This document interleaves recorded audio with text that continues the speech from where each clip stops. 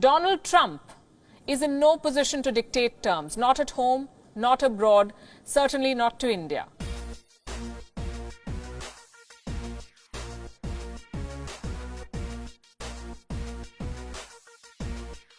Hydroxychloroquine. It's an anti-malarial drug. India makes a lot of it. And suddenly the whole world wants it, including US President Donald Trump. Only he doesn't know how to ask properly. So he issues threats. Our cover story tonight is about a president who is disconnected with reality. A president who is failing miserably. A president who was in denial about this pandemic. Things became so bad that a Russian military plane landed in America with medical supplies made by a company that the US had sanctioned.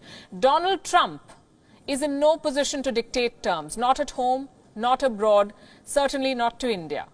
And yet he threatens retaliation if his quote-unquote request is not honored. So tonight, we will tell you why Donald Trump may be single-handedly responsible for America's crisis and how lack of leadership is making a superpower bite the dust. Our story tonight begins with a press conference. A journalist rose to ask the president a question. He wanted to know about India's ban on medicine exports.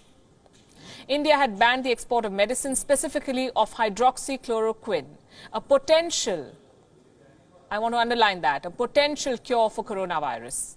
The journalist wanted to know how President Trump would deal with this ban. Trump replied with a threat. And I said, we'd appreciate your allowing our supply to come out. If he doesn't allow it to come out, that would be okay. But of course, there may be retaliation. Why wouldn't there be? A retaliation, that is what the US president is threatening. First, a botched up response, and now such bluster. America has more than 370,000 cases of the coronavirus, the highest in the world. They're failing miserably at controlling the Wuhan virus, and now Donald Trump is looking for a fall guy.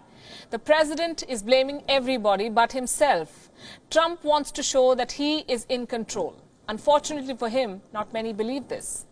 Donald Trump believes he can force any country to sell him critical supplies. Well, here are some facts that we must all know. The decision to lift India's partial ban, or lift the ban partially on the export of medicines, came before Trump's so-called threat, not after. India, remember, had requests from 30-odd countries for medicines. So India decided to help those in need. That's what any mature country would do. Let me repeat, India's decision came before the president hinted at retaliation, not after.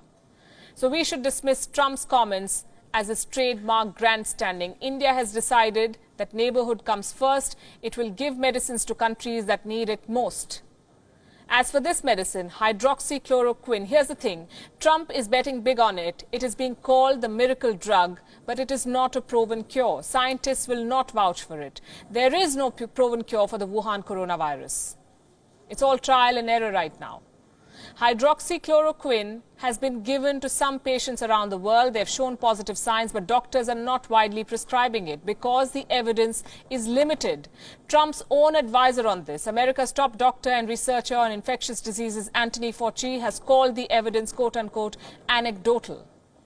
But the president will have none of it. He wants to be seen as finally doing something. So he's buying 100,000 body bags, and he's insisting on a medicine that may or may not work. And this alone should explain why America is in such a mess.